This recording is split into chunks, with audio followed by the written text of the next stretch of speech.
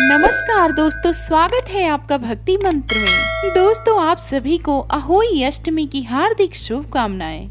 दोस्तों, आज मैं बात करने वाली हूँ कि अहोई अष्टमी के दिन पूजा कैसे करना चाहिए और साथ ही हम ये भी जानेंगे कि अहोई अष्टमी की व्रत कथा क्या है।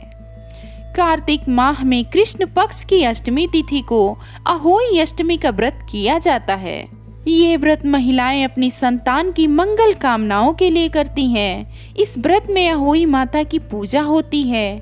इस व्रत के करने से अहोई माता प्रसन्न होती हैं और निसंतान को संतान की प्राप्ति होती है। तो चलिए जानते हैं कि अहोई अष्टमी की पूजा कैसे करनी चाहिए।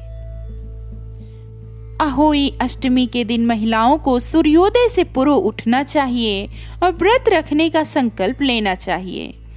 उसके बाद अहोई माता की पूजा के लिए दीवार पे या फिर कागज पर गेरू से अहोई माता का चित्र बनाएं। अहोई माता की पूजा शाम के समय होती है। पूजा के लिए अहोई माता के चित्र के सामने एक चौकी रखकर उस पर जल से भरा कलश रखा जाता है। रोली चावल से अहोई माता की पूजा करते हैं। अहोई माता को भोग लगाने के लिए दही, आटा, चीनी या गुड़ मिलाकर मीठे पुए बनाए जाते हैं। आटे के हलवे का भी भोग लगाया जाता है। रोली से कलश पर स्वास्तिक बनाया जाता है। गेरू से 7 टीके लगाए जाते हैं और फिर हाथों में गेहूं के साथ धाने लेकर महिलाएं माताएं अहोई व्रत कथा सुनती हैं। पूजा व व्रत कथा सुनने के बाद कलश के जल से तारों को अर्घ दें।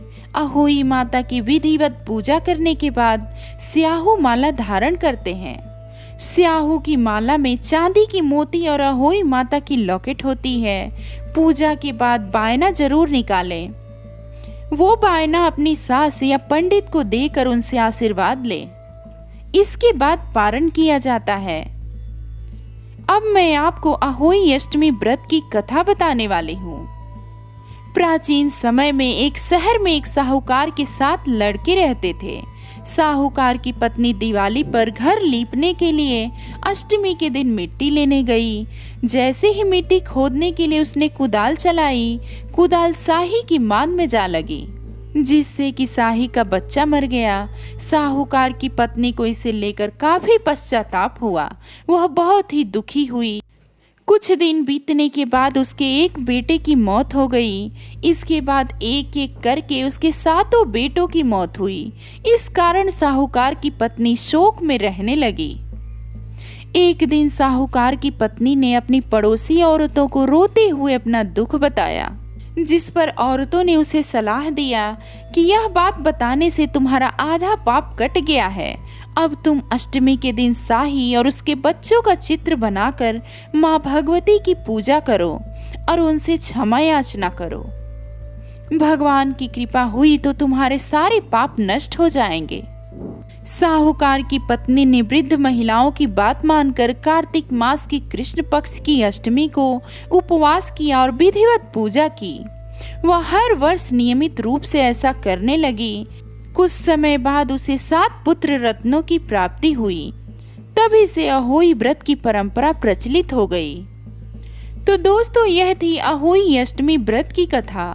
मैं आशा करती हूँ आपको यह कथा जरूर पसंद आई होगी। आप अपने विचार कमेंट में जरूर बताएं। मिलते हैं कुछ और नई जानकारी के साथ। तब तक के लिए नमस्कार।